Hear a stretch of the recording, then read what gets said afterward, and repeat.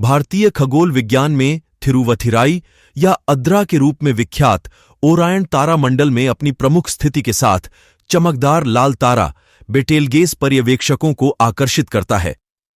जापानी और स्विस शोधकर्ताओं द्वारा किए गए हालिया शोध में तारे के स्पंदन पैटर्न पर प्रकाश डाला गया है। बेटेलगेस स्पंदन। बेटेलगेस एक विशालकाय लाल तारा है जो अपने जीवन के अंत के करीब है। रिगेल के बाद ओरायन तारामंडल में यह दूसरा सबसे चमकीला तारा है।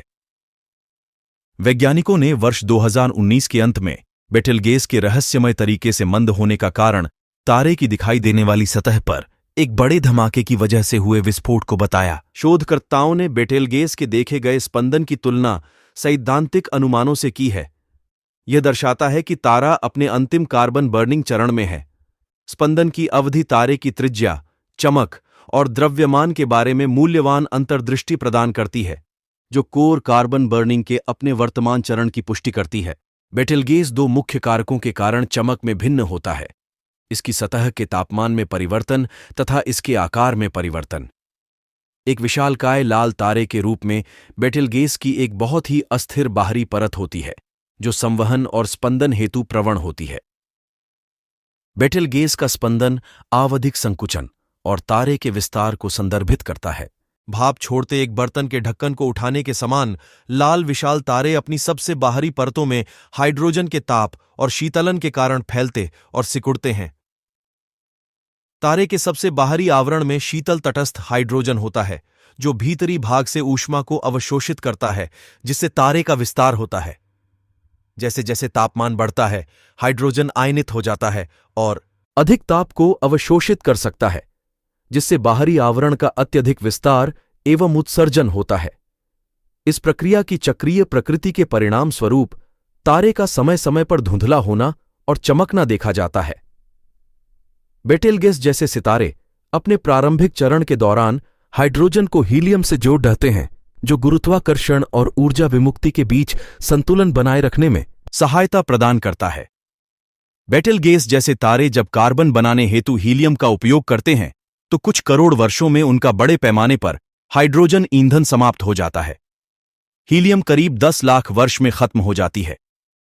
कुछ 100 वर्षों में कार्बन जलने और लगभग 1 दिन में सिलिकॉन जलने के साथ तत्वों का दहन प्रत्येक चरण के साथ तीव्र हो जाता है। रेड जायंट तारे आवर्त सारणी के तत्वों का एक एक कर तेजी से उपभोग करते हैं, जब तक कि अंत में उनका कोर लोहे से भर नहीं जाता। एक बार जब कोर लोहे से भर जाता है, तो तारे के भीतर का तापमान और दबाव कम हो जाता है। इसे रोकने हेतु कोई भी प्रतिक्रिया नहीं होने के कारण गुरुत्वाकर्षण कोर को संकुचित करता है एवं इसे न्यूट्रॉन स्टार या ब्लैक होल में परिवर्तित कर देता है। बेटेलगेस का बाद का कार्बन चरण तारे के आसन्न पतन से पहले अंतिम चरण को दर्शाता है। ओरायन तारामंडल। अंतरिक्ष में वे क्षेत्र हैं जिसमें दृश्यमान तारों के एक समूह का कथित स्वरूप या रूपरेखा निर्मित होती है, जो सामान्यतः जानवर, पौराणिक विषय या निर्जीव वस्तुओं को प्रदर्शित करता है। ये विशेष सितारों की अवस्थिति का पता लगाने में खगोलविदों और नाविकों की मदद करते हैं। आधिकारिक तौर पर रात्रि के समय आकाश में मान्यता प्राप्त तारामंडलों की संख्या 88 है। इन नक्षत्रों को अंतर्राष्ट्रीय खगोलीय संघ IAU द्वारा परिभाषित और स्थापित किया गया था। अंतर्राष्ट्रीय खगोलीय संघ की स्थापना वर्ष 1919 में की गई थी। इसका मुख्यालय फ्रांस के पेरिस में स्थित है। ओरायन तारामंडल। यह एक प्रमुख तारामंडल है जिसे पूरे विश्व में देखा जा सकता है।